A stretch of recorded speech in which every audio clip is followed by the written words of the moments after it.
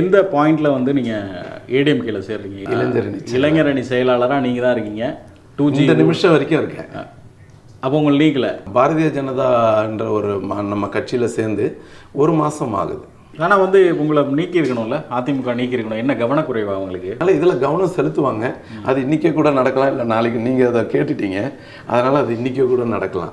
அவர் வந்து போலி பாஸ்போர்ட் எடுத்து பல நாடுகளுக்கு கேஆர் வெங்கடேஷ் சென்று இருக்கிறார் அப்படிங்கிறது தான் போலீஸ் வைக்கக்கூடிய குற்றச்சாட்டு. எந்த தமிழக காவல்துறையில் தமிழ்நாட்டில் எந்த இடத்துலையும் கிடையாது. ஆந்திராவில் வந்து என் மீது வழக்குகள் இருந்தது. நான் டூப்ளிகேட் பாஸ்போர்ட் போகிறவனா இருந்தால் நான் ஏன் மறுபடியும் என் பாஸ்போர்ட்டை போய் பாஸ்போர்ட் ஆஃபீஸில் கேட்கணும்? எனக்கு கங்கிரெட்டியை பற்றின நிறைய அனுபவம், எனக்கு அவர் கூட பழகின அனுபவம் எதுவும் கிடையாது. சாகுல் அமீத் இந்த ஊரில் இருந்தவர், இங்கே பிறந்து வளர்ந்தவர். அவர் வந்து எனக்கு வந்து பழக்கமானவர் தான். ரியல் புஷ்பானா கேஆர் வெங்கடேஷ் தான் அப்படின்னு சொல்கிறாங்கல்ல. என்னுடைய தோரணை இப்போ நீங்கள் வந்து ஒரு 10 நிமிஷம் வெளியில் நின்று பேசுனீங்க, நீங்கள் பேசுனதுக்கு அப்புறம் தெரிஞ்சிருக்கும் இவர் ரியல் புஷ்பாவா இல்லையான்னு. சந்திரபாபு நாயுடு வந்தார், இவரை பார்த்த உடனே அதிர்ச்சி ஆயிட்டாரு. அவரோட விவேக்கோட மேரேஜ்லலாம் நான் போகவே இல்லையே. ஓபிசியில் மாநில செயலாளர் கொடுத்தாங்க, அதை ஹோல்ட் பண்ணி வச்சிருக்காங்க. நீதிமன்றத்தில் உள்ள வழக்குகளுக்கு வந்து குற்றவாளியாக நான் உட்கார முடியாது இல்லையா? அண்ணாமலைக்கு வந்து 25 லட்ச ரூபா பணம். வெங்கடேஷ் அவரோட இதில் மட்டும் தலைமை வந்து அமித்ஷாவோ நட்டாவோ விரும்பலை, அதனால ஹோல்ட் பண்ணி வச்சிருக்காங்க. எல்லா கட்சியும், எந்த கட்சியில் நீங்கள் குற்ற பின்னணி இல்லை? இந்த குற்ற பின்னணிகள் உள்ளவங்க ஏன் திருந்தக்கூடாதா? ஏன் மக்களுக்கு அவங்க சேவை செய்யக்கூடாதா? 9 கொலைகள் படப்பை குணா மனைவிக்கு தானே கொடுத்துருக்காங்க, அவருக்கு கொடுக்கல. உங்கள் மேலே உள்ள வழக்குகள் இல்லை வந்து நீங்கள் வந்து இன்னும் உங்களோட பிஸ்னஸை, உங்களோட இதை வந்து சாம்ராஜ்யத்தை விரிவுபடுத்துறதுக்கு இந்த தேசிய கட்சிகளோட துணை வேணும் அப்படின்னு நினைச்சு என்னுடைய வழக்குகளுக்கு வந்து முற்றுப்புள்ளி வைக்கணும்னு நினச்சிருந்தேன்னா, என்னை காப்பாற்றிக்கணும்னு நான் நினச்சிருந்தேன்னா, நான் வந்து திமுக கழகத்தில் தான் இணைஞ்சிருக்கணும். ஆனால் போஸ்டிங்கில் இல்லாத உங்களை டெய்லி வந்து மாவட்ட கழக நிர்வாகிகள், பொறுப்பில் இருக்கிறவங்க எல்லாரும் உங்களோட ஆசீர்வாதம் வாங்கிட்டு உங்கள்கிட்ட சந்தித்து உங்களுக்கு பொன்னாடை போத்துறதா இருக்கட்டும், நீங்கள் அவங்கள சிறப்பிக்கிறதா இருக்கட்டும், அவங்கள சந்திக்கிறாங்க. வேறு மாதிரி தொழில் பண்ணுறவங்கள்ட்ட கூட காசு நிறைய இருக்கும், அவங்கள தேடி எல்லாரும் போயிடுவாங்களா? அப்போ அந்த கடந்த ஆட்சியில் இப்போ செஞ்சாலும் பிள்ளை தான். ஆனால் நீங்கள் சொல்கிறீங்க கூட்டணி கட்சி செஞ்சாலும் தப்பு தானே. ஆனால் அண்ணாமலை மக்கள் கூட்டணியில் இருந்தால் கூட யார் செஞ்சாலும் அது தவறு தானே. ஒரு பெரிய மூத்த பத்திரிகையாளரை நீங்கள் பேட்டி எடுத்திருக்கீங்க, பேர் சொல்லலாம் நீங்கள்? இல்லை வேணாம். அவர் வந்து நமக்கு வந்து என்னுடைய வளர்ச்சியில் அவரும் பங்கு எடுத்துகிட்டு இருக்காரு, அதனால் வந்து வேணாம். அவருக்கு தெரியும் நான் யாரை சொல்கிறேன்னு, உங்களுக்கும் தெரியும். அவர் வந்து இந்த வாட்டர் பாட்டில் இதெல்லாம் சொன்னார். அவருடைய குற்றச்சாட்டுகளை ஃபஸ்ட்டு நீங்கள் பதில் கொடுங்க. இப்போ இருக்கிற திருச்சி சிவாவுடைய மகனுக்கு, சூர்யாவுக்கு என்ன நிலைமை ஏற்பட்டுச்சுன்னு உங்களுக்கு தெரியும். அவர் ஒரு எம்பி, அவருடைய மகனுக்கு இந்த நிலைமைன்றப்ப நம்மலாம் ஒரு சாமானியமான ஆள். இப்போ உங்களோட போஸ்டிங்கை ஹோல்ட் பண்ணி வச்சுருக்காங்கல்ல, அதுக்கு தலைமை என்ன காரணம் சொல்லுது? நீங்கள் விளக்கம் கேட்டிங்களா? என்ன இந்த மாதிரி ஒரு போஸ்டிங் கொடுத்தாங்க? நான் விளக்கமே கேட்கல. ஏன்னா தலைவருக்கு தெரியும் யாருக்கு என்ன டைமில் என்ன செய்யணுன்றது தலைவருக்கு தெரியும். இந்த ரெட் சாண்டல்வுட் இஷ்யூவாக எத்தனை வழக்குகள்? அது ரெட் சாண்டல் வழக்கு தான். வணக்கம் திரு வெங்கடேஷ். உங்களை பற்றிய அறிமுகம் அப்படின்னா அது பெருசாக இருக்கும். ஒரு பக்கம் வந்து கேஆர்வி குரூப் ஆஃப் கம்பெனிஸோட எம்டி, ஒரு பெரிய ப்ரொஃபைல். ஆனால் உங்களோட லைஃப்பை பின்னோக்கி பார்த்தோம் அப்படின்னா, உங்களோட தந்தையார் வந்து மிளகாய் பொடி தான் வியாபாரம் பண்ணிகிட்டு இருந்தாங்க. தாயார். உங்களோட குடும்பத்தோட தொழில் அப்படிங்கிறது அந்த மிளகாய் பொடி அப்படிங்கிறது தான். எப்படி இந்த சாம்ராஜ்யத்தை உங்களால் கட்டமைக்க முடிஞ்சது? எங்கேருந்து வந்தார் இந்த கேஆர் வெங்கடேஷ்? சாம்ராஜ்யம்ன்ற அளவுக்கெல்லாம் பெரிய லெவல்லாம் இல்லை, ஏதோ ஒரு சின்ன லெவல் தான். நம்ம சாம்ராஜ்யம்ன்றது ஒரு மிகப்பெரிய ஒரு இது இல்லையா? எஜுகேஷனல் ட்ரஸ்ட், இது ஒரு சாம்ராஜ்யம் தான். எங்களை போன்றவர்களுக்கு இது ஒரு சாம்ராஜ்யம் அப்படின்னா, மதர் வந்து பார்த்திங்கன்னா மார்க்கெட்டில் வந்து எங்கள் ஏரியாவில் மார்க்கெட்டில் கடை வச்சுருந்தாங்க. அவங்க வந்து சீசன் தகுந்த மாதிரி பிஸ்னஸ் பண்ணுவாங்க. ஏன்னா ரொம்ப எனக்கு இந்த ஒரு பையன்தான், இந்த பிள்ளையை வளர்க்குறதுக்காக அவங்க பட்ட கஷ்டங்கள் நிறைய. சீசனுக்காக வியாபாரம் பண்ணுவாங்க. அப்போ மிளகாத்தூள், கிருணி பழம், பொரி, இந்த ஆயுத பூஜை டைமில் இந்த பிஸ்னஸ்லாம் பண்ணுவாங்க. அப்போ மிளகாத்தூள் ரெகுலர் பிஸ்னஸ்ன்றதுனால மிளகாத்தூள்காரங்க ஃபேமிலின்ற காலப்போக்கில் அதை வந்து ஒரு அடைமொழியாக வந்து மிளகாய் பொடி வெங்கடேஷன் அப்படின்ற ஒரு அடைமொழியாக கொண்டு வந்துட்டாங்க. அப்போ இதை பார்க்குறவங்க ஒரு சிலர் தெரிஞ்சவங்களுக்கு ஓகே, நம்ம பகுதி வாழ் மக்களுக்கு ஓகே, அவங்களுக்கு நம்மளை பற்றி தெரியும். தெரியாதவங்க என்ன நினைப்பாங்கன்னா, இவர் ஏதோ ஒரு பெரிய மிளகாப்பொடி அடிச்சுட்டு கொள்ளை அடிப்பார் போல், கொலை பண்ணுவார் போல் அப்படின்ற மாதிரி ஒரு இது. அந்த சாம்ராஜ்யத்துலேருந்து நான் வந்துட்டு எங்களுடைய ஃபேமிலியிலேருந்து நாங்கள் ரொம்ப கஷ்டப்பட்டு தான் இந்த இடத்த என்னுடைய மதர் வந்து நான் வளர்ந்த இந்த ஊருக்கு கூட்டிகிட்டு வரும்போது கையை பிடிச்சி கூட்டிகிட்டு போய் எனக்கு நல்ல நினைவு இருக்குது. எனக்கு மேல் சட்டை கிடையாது, மேல் போடுறதுக்கு சட்டை இல்லாமல் தான் கூட்டிகிட்டு வந்தாங்க. 12 ரூபா 13 ரூபா வந்து ஒரு வாடகைக்கான ஒரு வீடு எடுத்து நைட்டு வந்து படுக்கிறதுக்கு பாய் இல்லாமலாம் நாங்கள் தூங்கின காலங்கள்லாம் இருக்குது. அதையும் மீறி இன்றைக்கி இந்த இடத்துல நான் 94ல் வந்து என்னுடைய படிப்பை வந்து என்னால் தொடர முடியல. காரணம் வந்து எனக்கு சின்ன வயசுலேயே வியாபார ரீதியாக பிஸ்னஸில் ரொம்ப போகணும். அப்படியே வியாபார ரீதியாகவே போயிட்டேன். 94ல் சவுதி போனேன். சவுதியில் போயிட்டு இங்கேருந்து ஹாஸ்பிட்டல் கிளினிக் லேபர்னு கூட்டிகிட்டு போனாங்க. அங்கே போயிட்டு வேறு ஒரு எப்படி சொல்கிறது வந்துட்டு இளைஞர்களுக்கு எல்லாருமே இதை தெரிஞ்சுக்கணும். ஏன்னா ஏமாற்றங்கள் வந்து நிறைய பேருக்கு இனிமேல் ஏற்படக்கூடாதுன்றதுக்கு என்னுடைய வாழ்க்கையில் நடந்த உதாரணங்கள்லாம் நிறைய இருக்கும். அப்போ பார்த்தீங்கன்னா இங்கே ஹாஸ்பிட்டல் கிளினிக் லேபர்னு கூட்டிகிட்டு போயிட்டு ஒரு ஆடு மேய்க்கிறதுக்கு உண்டான ஒரு இடத்துல காட்டில் கொண்டு விட்டுட்டாங்க. ஒரு 3 months அங்கே இருந்துட்டு அதுக்கப்புறம் வெளியில் வந்தேன். வெளியில் வந்ததுக்கப்புறம் மதர் இறந்து போயிட்டாங்க. அந்த டைமில் அவங்களுடைய எந்த இதுலேயும் நான் கலந்துக்க முடியல. ஒரே பையன், நல்லது கெட்டது. ஏன்னா அந்த டைம் கம்யூனிகேஷன் உங்களுக்கு தெரியும், 94ல் எதுவுமே ஒரு லெட்டர் போட்டால் கூட ஒரு 3 months ஆகக்கூடிய ஒரு 3 மாதம் டைம் எடுத்துக்கும். டெலிகிராம் டைம் அது எதுவுமே இல்லாத ஒரு டைமு. அதெல்லாம் தாண்டி வந்துட்டேன். தாண்டி வந்ததுனால என்னமோ வளரும் போதே சின்ன சின்ன வியாபாரங்கள் 2000லேருந்து ஸ்டார்ட் பண்ணேன். குவாரி வந்து பண்ணேன். குவாரியில் வந்து பார்த்திங்கன்னா வேளச்சேரி ரயில்வே ஒர்க்குக்கெலாம் நம்ம வச்சுருக்கேன், மாதா காலேஜுக்கெலாம் வச்சுருக்கோம். அந்த டைம்லாம் குவாரி ஸ்டார்ட் பண்ணோம். அப்பயும் 50 ரூபாய்க்கெலாம் கஷ்டப்பட்டு தான் வந்தோம். இடையில ரியல் எஸ்டேட் அப்படி இன்னும் சின்ன சின்ன பிஸ்னஸ் பண்ணி இன்றைக்கி வந்துட்டு இல்லாததை நம்ம உணர்ந்ததுனால தான் எதையாவது வந்து நம்மக்கிட்ட நாடி வர்றவங்களுக்கு நம்ம ஒரு சின்ன சின்ன உதவிகளாவது செய்யணும். பெருசாக நம்மளால் செய்ய முடியலன்னா கூட பரவாயில்ல, சின்ன சின்ன உதவிகளாவது செய்யணுன்றதுக்காக தான் இந்த கேஆர்வி எஜுகேஷ்னல் ட்ரஸ்ட்டுன்றதை ஒன்று ஸ்டார்ட் பண்ணி இன்றைக்கி 5th ஸ்டாண்டர்ட் வரைக்கும் அந்த ஸ்கூல் வந்து ரன் ஆகிட்டுருக்கு. கடந்த 10 வருஷமாக ரன் ஆகிட்டுருக்கு. அதில் ஒரு 300 பிள்ளைங்க படிக்கிறாங்க. அது சிபிஎஸ்சி ஸ்கூல் இல்லையா? இது மெட்ரிக் தான். அது நடந்துகிட்ருக்கு. இப்போ மகரிஷியோடைய டைஅப் வந்து ரெடில்ஸ் வந்து மகரிஷி வித்யா மந்திரனுடைய டைஅப் வந்து ஃப்ரான்ச்சைசி வந்து நம்ம தான் எடுத்திருக்கோம். அதுக்குண்டான வேலைகளில் இந்த கொரோனா டைம்ன்றதுனால கொஞ்சம் தடைப்பட்டுருச்சு. இப்போ மறுபடியும் அது ஸ்டார்ட் பண்ணிகிட்ருக்கோம். கல்வி கொடுக்குற செல்வம் வந்து ஒரு மிகப்பெரிய செல்வம். ஏன்னா அதை வந்து நான் அந்த இடத்துக்கு போகாததுனால வரும் காலங்களில் எதையாவது விட்டுட்டு போனோம், நம்ம வாழ்க்கை எப்போ முடியுன்றது இந்த நிமிஷம் இதிலேருந்து வெளியில் போகுமா தெரியாது. எதையாவது விட்டுட்டு போனோம் அப்படின்னு நினைக்கிறதுல கல்வி ஒரு முக்கிய பங்கு வகிக்கும். ஏன்னா நம்ம உருவாக்குற ஆளுங்க வந்து நம்மளால் ஒருத்தர் பயனடைஞ்சிட்டு அவங்க வந்து அடுத்த ஜென்ரேஷனில் சொல்லிட்டு போவாங்க. அதுக்காக தான் இதெல்லாமே உருவாக்குனது. இன்றைக்கி டிரான்ஸ்போர்ட் வச்சுருக்கோம், லாரிகள், ஜேசிபி. பெரிய லெவல் வந்து சொல்கிற அளவுக்கு இல்லை.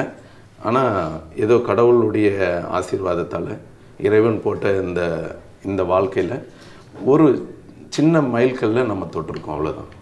எந்த பாயிண்டில் வந்து நீங்கள் ஏடிஎம்கேல சேர்றீங்க? எம்ஜிஆர் திருவள்ளூர் மாவட்டத்துக்கு எம்ஜிஆர் மாவட்ட இளைஞரணி செயலாளராக நீங்கள் தான் இருக்கீங்க. 2G இந்த நிமிஷம் வரைக்கும் இருக்கேன். அப்போ உங்கள் லீக்கில் இந்த நிமிஷம் வரைக்கும் நான் இருக்கேன். இந்த நிமிஷம் வரைக்கும் இருக்கிறேன். நான் இப்போ பாரதிய ஜனதான்ற நம்ம கட்சியில் சேர்ந்து 1 மாதம் ஆகுது. இது எந்த பாயிண்ட்ல வந்து நீங்கள் எனக்கு வந்து புரட்சி தலைவி அம்மாவுடைய ஆளுமை, அவங்களுடைய அந்த ஒரு போல்டு, அந்த அவங்களுடைய தைரியம், எதிர்க்கக்கூடிய தைரியம், அந்த தைரியம் வந்து என்னை ஈர்த்தது. அதனால அப்போ வந்து மாவட்ட செயலாளர் அண்ணன் மூர்த்தி அண்ணன்ட்ட அப்போ எங்கள் பகுதியில் இருக்க வடகரை சுந்தர்ன்றவர் இருந்தார். அவர் தான் முதல் முறையாக என்னை மாதவரம் மூர்த்தி அண்ணன்ட்ட கூட்டு போய் என்னை வந்து கட்சியில் ஜாயின் பண்ணாங்க. சேர்ந்து அப்பயே நான் வந்து இளைஞரணி ஒன்றிய செயலாளர். அதுக்கப்புறம் அப்படியே படிப்படியாக அவர் கூடயே ட்ராவல் பண்ணேன். இந்த நிமிஷம் வரைக்கும் அந்த பதவியை வகிச்சு மாவட்ட செயலாளர்ன்ற இணை செயலாளர்ன்ற பதவியை வகித்து வர்றேன். அது இல்லாத நான் 11 வருஷமாக என்னுடைய பகுதியில் டிஸ்ட்ரிக்டில் பெரிய பள்ளி கவர்மெண்ட் ஸ்கூல், அதில் வந்து ட்ரஸ்டியாக வந்து 11 வருஷம் இருந்தேன்.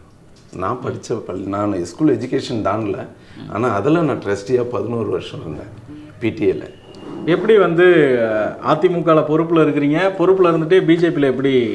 எனக்கு வந்து புரட்சி தலைவி அம்மா, அதான் அம்மாவுக்கு அப்புறம் ஒரு ஆளுமை சக்தி, ஒரு தைரியமான எதிர்க்கக்கூடிய ஒரு தலைவர் அண்ணாமலையார்.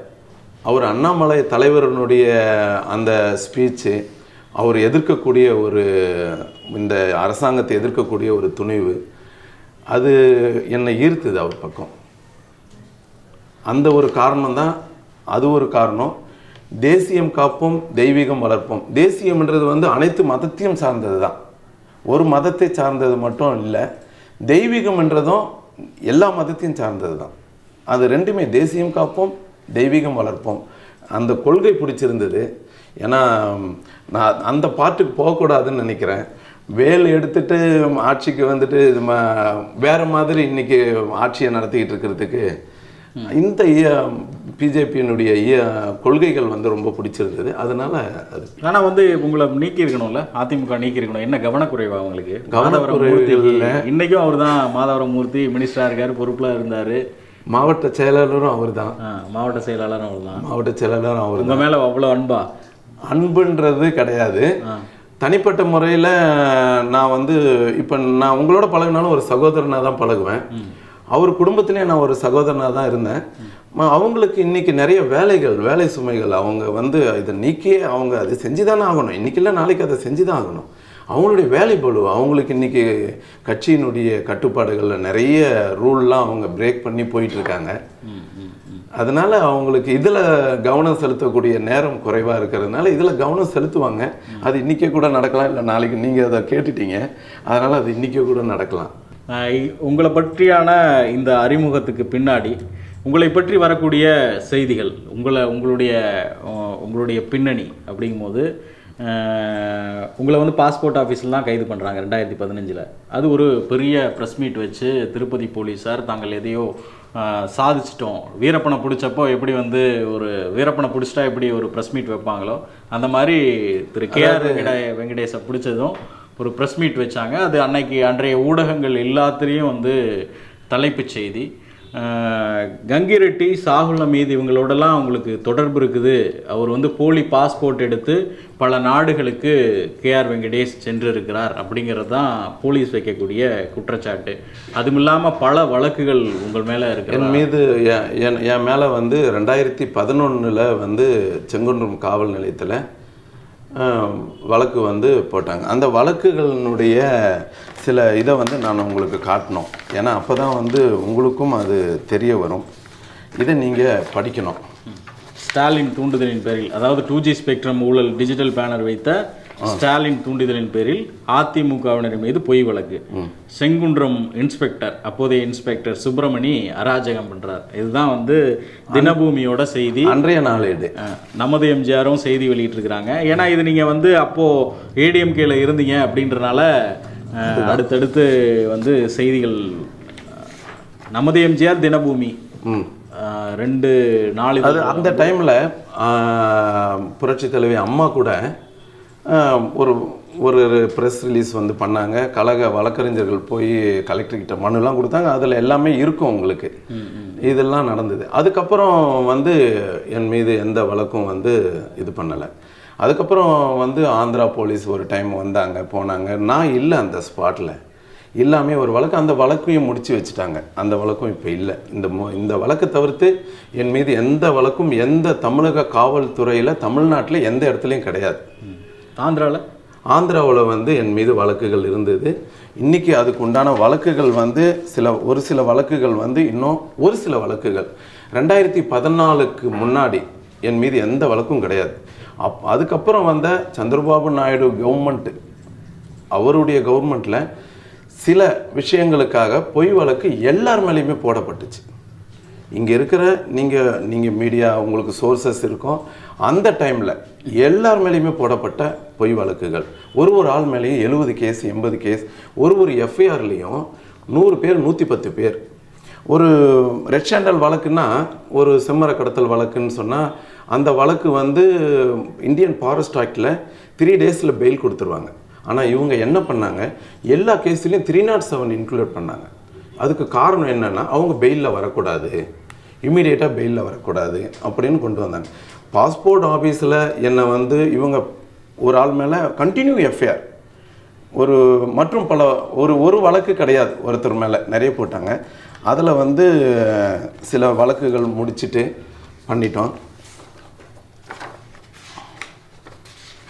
இது வந்து ஆர்டிஐ பேப்பரு. இதில் வந்து பாருங்கள், நோ கேசஸ் ரிஜிஸ்டர்டு.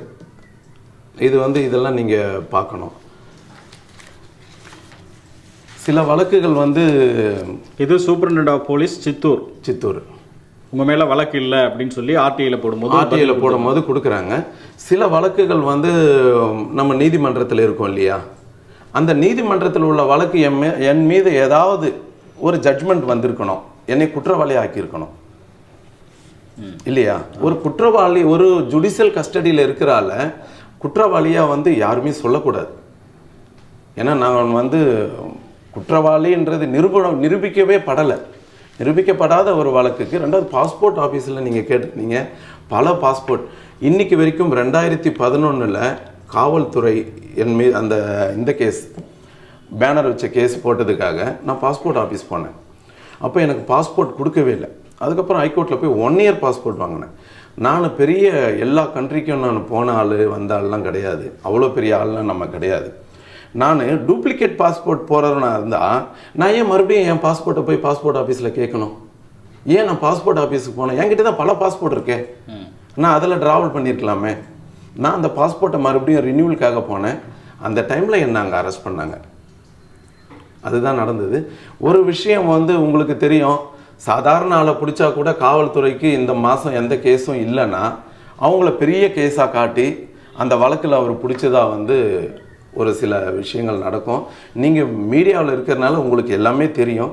இதுக்கு மேலே இந்த விஷயத்துக்கு நான் விளக்கம் கொடுக்கணுன்றது நீங்கள் கேட்டால் கொடுப்பேன். கங்கிரெட்டி சாகுல் அமீத் அவங்களோட சாகுல் அமீத் வந்து அவர் இங்கே சென்னை தமிழ்நாட்டுக்காரர் தான். எனக்கு கங்கிரெட்டியை பற்றின நிறைய அனுபவம், எனக்கு அவர் கூட பழகின அனுபவம் எதுவும் கிடையாது. நான் வந்து அவரை பற்றி நிறைய கேள்விப்பட்டிருக்கேன். அவரு கூட எனக்கு எந்த தொடர்பும் கிடையாது. எங்கேயாவது ஒரு இடத்துல உங்களோட சோர்ஸை வச்சு நானும் அவரும் இருக்கிற மாதிரியோ இல்லை நானும் அவரும் சந்திச்சுக்கிட்ட மாதிரியோ நீங்கள் ப்ரூவ் பண்ணால் அதை நான் கண்டிப்பாக அது எந்த இடத்துலையும் நான் வந்து அதுக்காக தலைவணங்கி உங்கள்கிட்ட பதில் சொல்லுவேன். சாகுல் அமீத் இந்த ஊரில் இருந்தவர், இங்கே பிறந்து வளர்ந்தவர். அவர் வந்து எனக்கு வந்து பழக்கமானவர் தான். பட் ஆனால் இப்போ எங்களுக்குள்ள எந்த ரிலேஷன்ஷிப்பும் கிடையாது. இதுக்கு முன்னாடியும் இந்த வியாபார சம்பந்தமாக எந்த ரிலேஷன்ஷிப்பும் கிடையாது. திரு கேஆர் வெங்கடேஷ் வந்து புஷ்பா ஸ்டைலில் ரியல் புஷ்பானா கேஆர் வெங்கடேஷ் தான் அப்படின்னு சொல்கிறாங்க. அப்படி நீங்கள் அந்த படம் பார்த்துருப்பீங்க, என்னுடைய தோரணை இப்போ நீங்கள் வந்து ஒரு 10 நிமிஷம் வெளியில் நின்று பேசுனீங்க. நீங்கள் பேசுனதுக்கப்புறம் தெரிஞ்சிருக்கும் இவர் ரியல் புஷ்பாவா இல்லையான்னு. பேசும்போது எளிமையாக இருக்கிறீங்க, பழகும் போது செயல்லையும் அப்படி தான் இருப்பேன். ஆனால் வந்து உங்களோட சுயரூபம் அப்படிங்கிறது ரியல் புஷ்பா கேரக்டரோட ஒப்பிட்டு க்ரைம் செய்திகளை வெளியிடக்கூடிய நாளிதழ்கள் எல்லாமே வந்து அவர் வந்து படத்தில் பார்த்தது அல்லு அர்ஜுனோட பார்ட் 1 தான். ஆனால் ரியல் புஷ்பா அப்படின்னா திரு கேஆர் வெங்கடேஷ் தான் அப்படின்னு சொல்கிறாங்களே. அதாவது யுகங்களுக்கு நீங்கள் பதில் சொல்லவே முடியாது இல்லையா. ஒருத்தர் வந்து பின்னாடி பேசும்போது அப்புறம் அவர் ரொம்ப பயங்கரமான ஆளாச்சு அப்படின்னு சொல்லுவாங்க. ஒருத்தரோட பழகும் போது தான் அந்த ரிலேஷன்ஷிப்புக்கு உண்டான ஒரு இது கிடைக்கும். என்கிட்ட வந்து யாராக இருந்தாலும் நான் வீட்டுக்குள்ளே தான் உட்கார வச்சு பேசுவேன். அது எவ்வளோ பெரிய மனிதராக இருந்தாலும் சரி, எவ்வளோ சிறிய ஆளுங்களாக இருந்தாலும் சரி, எல்லாமே சக மனிதர்கள் தானே. அதனால் என்னை பற்றி தெரியாதவங்க ஒரு சிலர் வந்து பேசுவாங்க. அதே நீங்கள் இன்னொரு விஷயம் நீங்கள் இன்றைக்கி சொல்கிறீங்க, நீங்கள் வந்து க்ரைம் செய்திகளை வெளியிடுற பத்திரிகை எழுதுனாங்கன்னு. அதே பத்திரிகையை வந்து நான் யாரையும் இங்கே குறிப்பிட்டு சொல்ல மாட்டேன். அதே பத்திரிகை வந்து அம்மா இறந்தப்ப நான் வந்து வெளியவே வரலை. நான் வந்து அந்த அம்மாவுடைய அந்த இதுலேயும் கலந்துக்கல. ஆனால் அதே பத்திரிகை அந்த வாரம் எழுதுது, சந்திரபாபு நாயுடு வந்தார், இவரை பார்த்த உடனே அதிர்ச்சி ஆயிட்டாரு, இவர் வந்து பக்கத்தில் வந்து அவங்களோட இருந்தாங்க, அவர் பார்த்துட்டு அவங்க வந்து அவரோட விவேக்கோட மேரேஜ்லலாம் நீங்கள் நான் போகவே இல்லையே. நீங்கள் எங்கேயாவது ஒரு இடத்துல என்னுடைய புகைப்படம் காட்டுங்க, அவர் கல்யாணத்தில் நான் கலந்துக்கிட்டேன்னு காட்டுங்க, எங்கேயாவது காட்டுங்க. அது இந்த பாஸ்கரனோட குடும்ப திருமணம், அதுலேயும் திரு கேஆர் வெங்கடேஷ் அதுதான் அவர் தானே அந்த திருமணம் தானே. உறவுகள்ன்றது வேற. நீங்கள் அவர் எனக்கு நண்பராக இருக்கலாம், பாஸ்கரன் அப்போ உங்கள் நண்பர், அவர் நண்பராக இருக்கலாம். பட் ஆனால் நான் அந்த திருமணத்தில் நான் கலந்துக்கவே இல்லை. நண்பராக இருக்கலாமா? நண்பர் தான். சரி சொல்லுங்க. நான் அந்த திருமணத்தில் கலந்துக்கவே இல்லை. நீங்கள் கலந்துக்கிட்டேன் எதையாவது ஒரு இடத்துல நான் வந்து ஒரு 100 பேரோட கூட்டிகிட்டு போனேன், ஒரு 10,000 பேரை கூட்டிகிட்டு போனேன், வந்தேன் போனேன், எத்தனை வார்த்தைகள், எத்தனை இதுக்கெல்லாம் நம்ம எப்படி பதில் சொல்ல முடியும்? பாஜகவுக்கு வந்து உங்களுக்கு மாநில பிற்படுத்தப்பட்டோர் ஓபிசியில் மாநில செயலாளர் கொடுத்தாங்க, அதை ஹோல்ட் பண்ணி வச்சுருக்காங்க. ஏன் ஹோல்டு? அதுக்கு காரணங்கள் வந்து ரிப்போர்ட்லாம் வந்து நீங்கள் கொடுக்குறீங்க, வந்து ஆர்டிஐயில் போட்டு பாருங்கள், என் மேலே குற்றச்சாட்டு இல்லை, சித்தூரோட சூப்பரிண்டென்ட் போலீஸே வந்து பதில் சொல்லியிருக்காங்க, என் மேலே வந்து குற்றம் சுமத்தலாம், ஆனால் நான் குற்றவாளி இல்லை அப்படின்றீங்க. குற்றவாளி இல்லைன்றது வந்து, ஏன்னா நான் இன்னைக்கு வரைக்கும் குற்றவாளி இல்லைன்னு சொல்லுவேன். ஏன்னா நிரூபிக்கப்படலை. இன்னும் நிரூபிக்கப்பட்டதுக்கப்புறம் இந்த வழக்கில் உங்களுக்கு தண்டனை கொடுத்துருக்காங்கல்ல, 3 மாதம் தண்டனை கொடுத்துருக்காங்க, 1 மாதம் தண்டனை கொடுத்துருக்காங்க, அதனால் இந்த வழக்கில் நீங்கள் குற்றவாளி அப்படின்னு சொல்லலாம். நீதிமன்றத்தில் உள்ள வழக்குகளுக்கு வந்து குற்றவாளியாக நான் உட்கார முடியாது இல்லையா? இந்த மாநில பிற்படுத்தப்பட்டோர் பிரிவோட செயலாளரை கொடுத்ததே வந்து உங்களோட திரு வெங்கடேஷோட ரிப்போர்ட் வந்து அமித்ஷா கை வரைக்கும் போயிடுச்சு அப்படின்றாங்க. யுகங்களுக்கு நீங்கள் வந்து நீங்கள் சொல்லிட்டீங்க. அதே பத்திரிகை என்ன எழுதுனாங்கன்றதையும் நான் உங்களுக்கு சொல்லிட்டேன். சந்திரபாபு நாயுடு சார் வரும்போது அம்மாவுடைய இறுதி அஞ்சலியில் கலந்துக்கும் போது நான் இல்லவே இல்லை, இருந்தேன்னு சொல்லி எழுதினாங்க. விவேக்குடைய திருமணத்தில் நான் போகவே இல்லை, போனேன்னு சொல்லி எழுதினாங்க. அப்போ அது இதுவும் பொய்யா தானே இருக்கும். கட்சியில் வந்து பிஜேபியில் சேர்றதுக்கு பணம் கொடுத்துட்டாரு இந்த நிமிஷம் வரைக்கும். அண்ணாமலைக்கு வந்து 25 லட்ச ரூபா பணம். அதே மாதிரி உங்களோட கட்சியில் வந்து கல்வெட்டு ரவி, சேலத்தில் வந்து 5 முறை வந்து கூண்டாஸ் போடப்பட்ட முரளி, அப்புறம் வந்து புளியந்தோப்பு அஞ்சலை, அவங்க மேலே 10 கேஸ் இருக்குது. இப்படி ஒரு கேஸ், ஒரு குற்ற பின்னணி உள்ளவர்களுக்கு ஒரு முக்கியத்துவம் கொடுக்கறது அது அப்படின்போதே நீங்கள் பணம் கொடுத்து தான் போஸ்டிங் போடுறாங்க அப்படின்ற குற்றச்சாட்டும் இதோடு சேர்ந்து வந்துடுது. இவங்கெல்லாம் வந்து அதிக பணம் கொடுத்துட்றாங்க, பணம் கொடுத்து போஸ்டிங் வாங்கிடுறாங்க. அண்ணாமலையும் அதுக்கு உடன்படுறாரு. இந்த வெங்கடேஷ் அவரோட இதில் மட்டும் தலைமை வந்து அமித்ஷாவோ நட்டாவோ விரும்பலை, அதனால் ஹோல்ட் பண்ணி வச்சுருக்காங்க.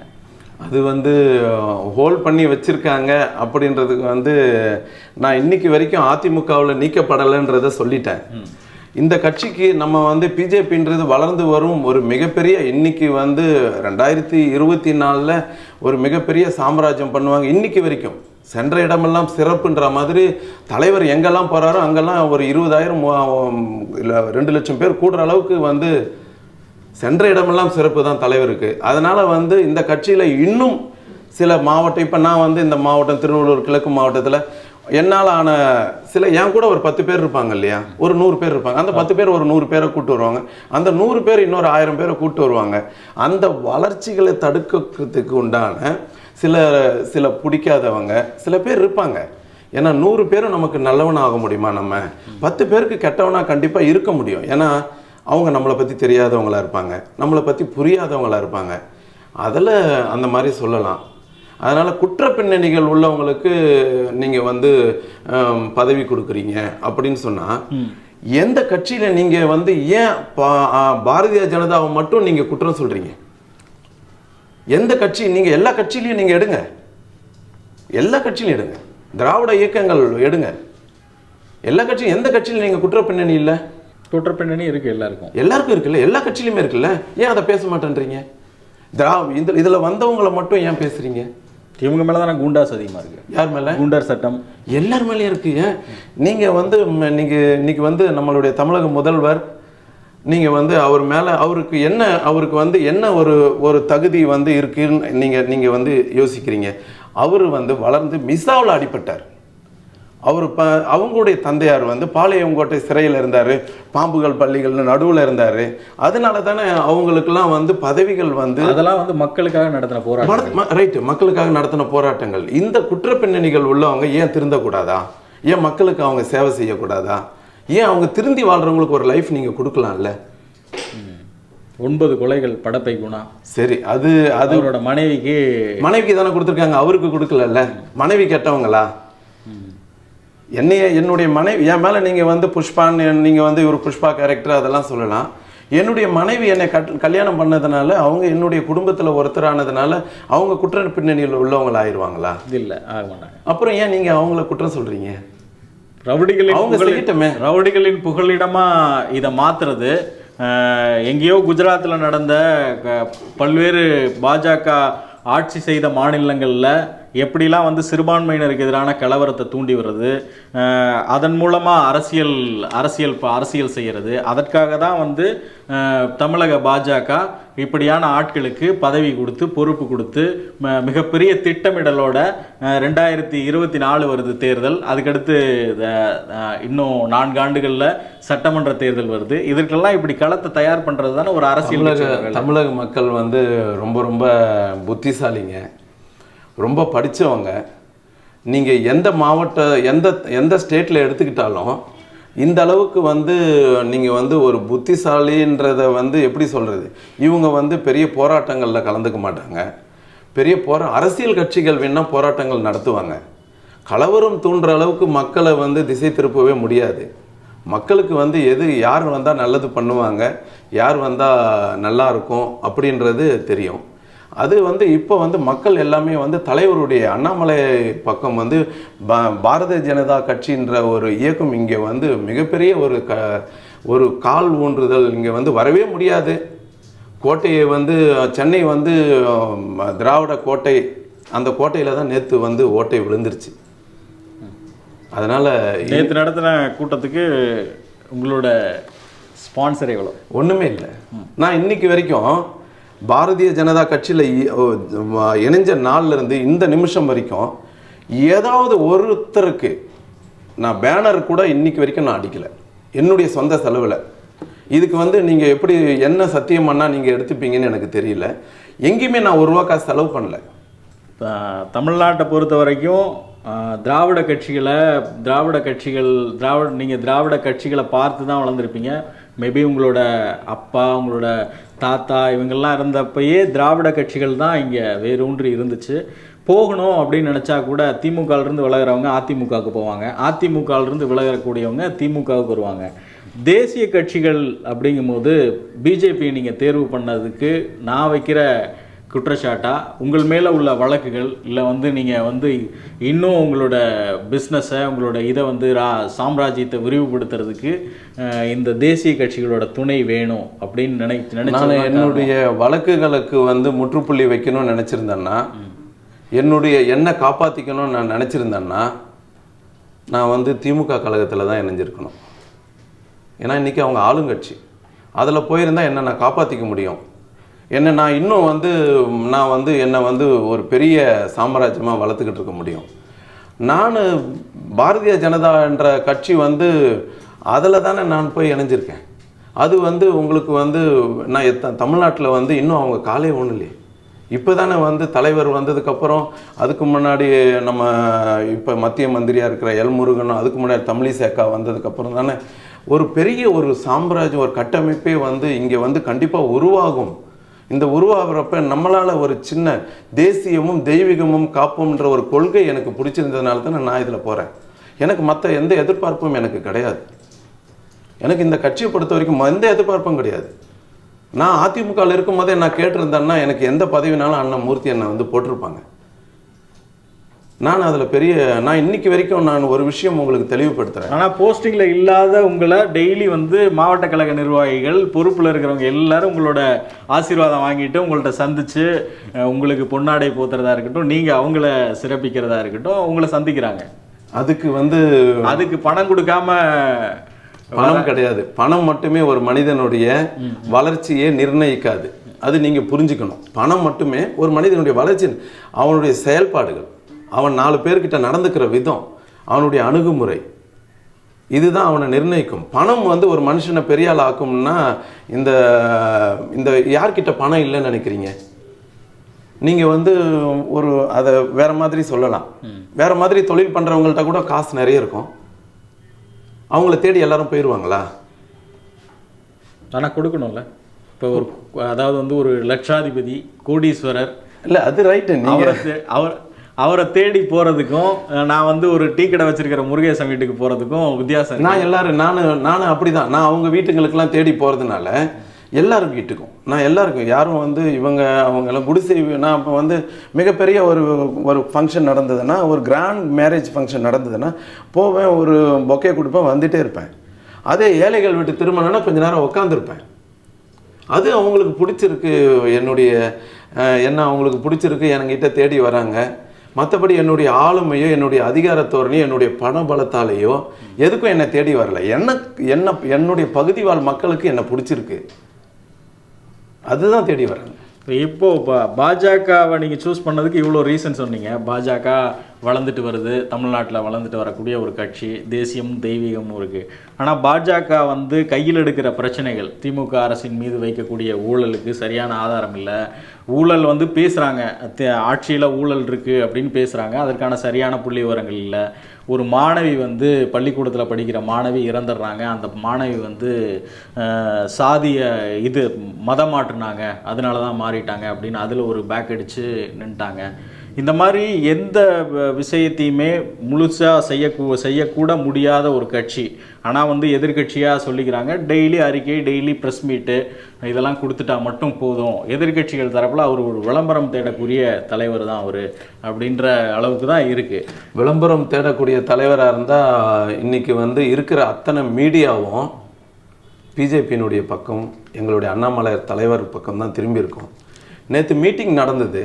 எத்தனை டிவி நீங்கள் வந்து எத்தனை மீடியா வந்து நீங்கள் வந்து இருக்கிற மீடியா டெலிகாஸ்ட் லைவ் பண்ணீங்க?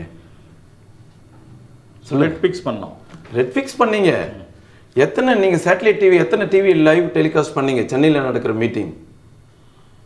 இதே இன்னைக்கு இருக்கிற ரூலிங் பார்ட்டி ஒரு மீட்டிங் போடட்டும் ஒய்எம்சியில், நீங்கள் எல்லாம் போயிட்டு நின்று அங்கே வந்து லைவ் போடுவீங்கல்ல, ஏன் நேற்று போடலை? நாங்கள் யாருக்கும் எந்த செலவும் பண்ணுறதில்ல. தலைவர் வந்து தன்னுடைய உழைப்பாலையும் தன்னுடைய ஆற்றல் மிகு பேச்சாலையும் இந்த இயக்கத்தை வளர்க்கணும்னு நினைக்கிறார், இந்த கட்சியை வளர்க்கணும்னு நினைக்கிறார். அடிமட்ட தொண்டனையும் அவர் அண்ணன் தான் கூப்பிட்டு பழகிறார். அதனால் இந்த கட்சி கண்டிப்பாக ஆட்சியை பிடிக்கும். அதில் எந்த விதம் குற்றச்சாட்டுகள் வந்து நீங்கள் வந்து சில குற்றச்சாட்டுகள் நீங்களே எடுக்கலாம். சில விஷயங்கள் வந்து உங்களுக்கே தெரியும், மீடியாவில் இருக்கிறதுனால கடந்த ஓராண்டுகள் ஆயிருக்கு, ஓராண்டுகள் எப்படி சிறப்பாக செயல்படுறாங்க அப்படின்னு எல்லா மீடியாவும் சொல்ல தானே செய்யணும். அவங்க நல்லதையும் சொல்லுங்கள், அவங்க நல்லது செஞ்சுருக்காங்கன்னா அதையும் சொல்லுங்கள், கெட்டது செஞ்சால் அதையும் சுட்டி காட்டுங்க. ஏன் தயங்குறீங்க? தயங்கக்கூடாது இல்லையா?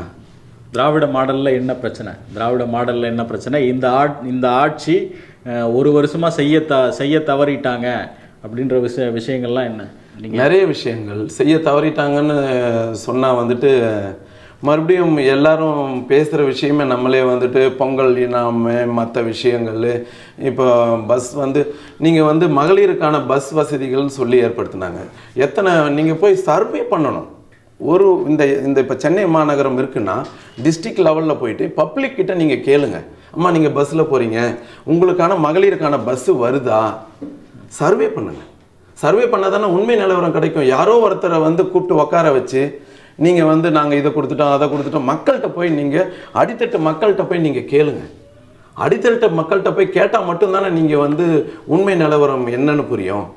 உங்களுக்கு தெரிஞ்ச விஷயங்கள்லாம் நான் கேட்குறேன். நீங்கள் குற்றம் பொதுவான குற்றச்சாட்டுகள் இல்லாமல் இந்தந்த துறைகள்லாம் செயல்படவே இல்லை, நீங்கள் வந்து அந்த மாதிரி உங்களுக்கு தெரிய வந்த குற்றச்சாட்டுகள் என்ன?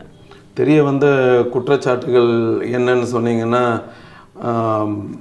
சில விஷயங்கள் கம்பெனிகளுக்கு, சில கம்பெனி இப்போ வந்து ஏற்கனவே வந்து கடந்த ஆட்சியில் அவங்களும் வந்து சிறப்பாக செயல்பட்டாங்க. கடைசி மினிட்ல நிறைய தவறுகள் நடந்துச்சு. அந்த தவறுகள் நடந்த கம்பெனிக்கு மறுபடியும் இவங்க டெண்டர் அலோவ் பண்ணுறது அப்போ அந்த கடந்த ஆட்சியில் இப்போ செஞ்சாலும் பிள்ளை தான். அவங்க கூட்டணி கட்சி என்ன கடந்த ஆட்சி குற்றம் யார் செஞ்சாலும் அது குற்றம் தானே. அதனால தான் ஒரு தூய்மையான ஒரு ஆட்சி இங்கே வரணும். ஆனால் நீங்கள் சொல்லுங்க ஆட்சி வரணும், கூட்டணி கட்சி செஞ்சாலும் தப்பு தானே. ஆனால் அண்ணாமலை மக்களுக்கான ஆட்சி வரணும். அந்த மக்களுக்கான ஆட்சி கூட்டணியில் இருந்தால் கூட யார் செஞ்சாலும் அது தவறு தானே. அந்த நீங்கள் குற்றச்சாட்டு மக்கள் தான் வைக்கிறாங்க. அந்த ஆட்சியில் வந்து இந்த கம்பெனிக்கு கொடுத்தாங்க, ஏன் நீங்கள் புதுசாக ஒரு கம்பெனி வந்து நீங்கள் கொடுங்க. நீங்கள் உங்கள் மீடியாவில் வந்து நீங்கள் சிலர் ஒரு முக்கியமான ஒரு பெரிய மூத்த பத்திரிக்கையாளரை நீங்கள் பேட்டி எடுத்திருக்கீங்க. அந்த மூத்த பத்திரிக்கையாளர் சில குற்றச்சாட்டுகள்லாம் வச்சார். பேர் சொல்லலாம் நீங்கள்? இல்லை வேணாம். அவர் வந்து நமக்கு வந்து என்னுடைய வளர்ச்சியில் அவரும் பங்கு எடுத்துகிட்டு இருக்காரு. அதனால் வந்து வேணாம். அவருக்கு தெரியும் நான் யாரை சொல்கிறேன்னு, உங்களுக்கும் தெரியும். அவர் வந்து இந்த வாட்டர் பாட்டில் இதெல்லாம் சொன்னார். அவருடைய குற்றச்சாட்டுகளை ஃபஸ்ட்டு நீங்கள் பதில் கொடுங்க. அவர் அவ்வளோ குற்றச்சாட்டு சொன்னார்ல. தமிழ்நாட்டில் இருக்கிற டூரிசம் கம்பெனிங்களுக்கு எல்லாத்துக்கும் வந்து எல்லா ஹோட்டல்ஸ்லேயும் எல்லா இதுலேயும் வந்து நீங்கள் வந்து எந்த மீட்டிங் நடந்தாலும் அந்த வாட்டர் பாட்டில் ஒரு சின்ன உதாரணம், துர்கா ஸ்டாலினோட வாட்டர் பாட்டில், அந்த வாட்டர் பாட்டிலை வந்து நீங்கள் வந்து ஏன் நீங்கள் வந்து அவங்களுக்கு கொடுக்குறீங்க, அதுக்கப்புறம் அதை எடுத்துட்டாங்கன்னு அவரே தான் ஒரு இதில் சொல்கிறார் இல்லையா? அந்த மாதிரி அவர் சொல்கிற குற்றச்சாட்டுகள் கொடுங்க. ஒரு மூத்த பத்திரிகையாளர் அவர் வைக்கிற குற்றச்சாட்டுகளுக்கு நீங்கள் பதில் கொடுங்க. நான் ஒரு சாமானியன், எனக்கு என்கிட்ட போயிட்டு பெருசாக கேள்விகளை வந்து நீங்கள் கேட்டுகிட்டே இருந்தீங்கன்னா என்ன கேட்டாங்க என்ன சொன்னாங்கன்னு என்னால் சொல்ல முடியாது. ஏன்னா நான் சொல்லிட்டு இங்கேருந்து போயிடுவேன், தைரியமாக சொல்லிட்டு போயிடுவேன். மறுபடியும் வந்து எங்கள் கட்சியில் வந்து இப்போ இருக்கிற திருச்சி சிவாவுடைய மகனுக்கு சூர்யாவுக்கு என்ன நிலைமை ஏற்பட்டுச்சுன்னு உங்களுக்கு தெரியும். அவர் ஒரு எம்பி, அவருடைய மகனுக்கே இந்த நிலைமைன்றப்ப நம்மலாம் ஒரு சாமானியமான ஆள். பயப்படுறதெல்லாம் பிஜேபியில் இணைஞ்சிட்டேன் அதனால் வந்துட்டு எனக்கு பயம்ன்றது ஒரு துளி கூட கிடையாது. எந்த காலகட்டத்தில் எனக்கு அது கிடையாது. ஏன்னா வழக்குகளும் எனக்கு புதியதல்ல, வழக்குகளை சந்திக்கிற விதமும் எனக்கு புதியதல்ல. இந்த உங்களோட போஸ்டிங்கை ஹோல்ட் பண்ணி வச்சுருக்காங்கல்ல, அதுக்கு தலைமை என்ன காரணம் சொல்லுது? நீங்கள் விளக்கம் கேட்டிங்களா? என்ன இந்த மாதிரி ஒரு போஸ்டிங் கொடுத்தாங்க? நான் விளக்கமே கேட்கல. ஏன்னா தலைவருக்கு தெரியும் யாருக்கு என்ன டைமில் என்ன செய்யணுன்றது தலைவருக்கு தெரியும். கட்சியில் இருக்க மேல்மட்ட நிர்வாகிகளுக்கு தெரியும். எல்லாரும் என்னை வந்து நீங்கள் கண்டிப்பாக உங்களுக்கான வாய்ப்புகள் வந்து வரும்போது கண்டிப்பாக அந்த கதவு திறக்கும்னு சொல்லியிருக்காங்க. நான் காத்திருப்பேன். எனக்கு பதவி இருக்கும். இப்போ வந்து நான் செயல்பட்டு இருக்கேன். பதவி இல்லைன்னா இன்னும் சிறப்பாக செயல்படுவேன். என்னுடைய எல்லா எஃபர்ட்டும் போட்டு தலைமைக்கு நான் யாருன்றதை நிரூபிச்சுட்டு அந்த பதவிக்கு நான் தகுதியானவனா, அதுக்கப்புறம் எனக்கு அந்த பதவியை கொடுங்க அப்படின்னு சொல்கிற அளவுக்கு நான் வேலை செய்வேன். இது இல்லாமல் உங்கள் மேலே வந்து குற்றச்சாட்டுகள் நிரூபிக்கப்படாமல் எத்தனை வழக்குகள் இருக்குது இதுவரை? செங்குன்றம் காவல் நிலையத்தில் 3 வழக்குகள். நான் வந்து அந்த வழக்கு 2011 பல முறை கோர்ட்டில் போயிட்டேன். இந்த வழக்கு முடிச்சு கொடுங்க, வாஷ் கேட்டுட்டேன், இந்த வழக்கை ரத்து பண்ணுங்க. அவங்க 6 மாதம் போட்டு 6 மாதத்தில் இந்த வழக்கை முடிக்கணும் கோர்ட் கொடுக்கும். 6 மாதம் இது வரைக்கும் எனக்கு அது முடிக்கவே இல்லை. இன்னைக்கு வரைக்கும் நான் கோர்ட்டில் போராடிட்டு இருக்கேன். 2011 2006 ஒரு சின்ன வழக்கு, கோவில் நிர்வாக தகராறு. 2006 அதை இன்னைக்கு வரைக்கும் முடிக்காமல் இருக்காங்க. நீங்கள் எத்தனை ஆண்டு காலங்கள்? ஒரு சின்ன வழக்கு, அது வந்து செக்ஷன் வந்து 506 ஏதோ ஒரு வழக்கு, அது இதுலேயே வந்து போயிடும். அந்த வழக்கு இன்னும் முடிக்காமல் இருக்காங்க. இந்த ரெட் சாண்டில்வுட் இஷ்யூவாக எத்தனை வழக்குகள் உங்களுக்கு இங்கே தமிழ்நாட்டில் எங்கேயுமே என் மீது வந்து எந்த விதமான கஸ்டமர்ஸ் வழக்கோ இல்லை ரெட் சாண்டல் வழக்கோ எதுவுமே கிடையாது. ஆந்திராவில் அந்த டைமில் வந்து எல்லாருக்குமே வந்து ஒரு பொய்யாக போடப்பட்ட ஒரு வழக்கு. அதில் நானும் ஒரு பலிகடா. அது உங்கள் மேலே ஒரே ஒரு வழக்கு தான் இருக்குது, அது ரெட் சாண்டல் வழக்கு தான். மற்றபடி இங்கே தான் சொல்லிட்டேன், அதுக்கு உண்டான எவிடன்ஸ் உங்களுக்கு கொடுத்துட்டேன். ஓகே, ரொம்ப நன்றி சார். ரொம்ப நன்றி. ரொம்ப நேரம் எங்களோட வெளிப்படையான கேள்விகளுக்கும் வெளிப்படையாகவே பதில் சொன்னதுக்கு ரொம்ப நன்றி.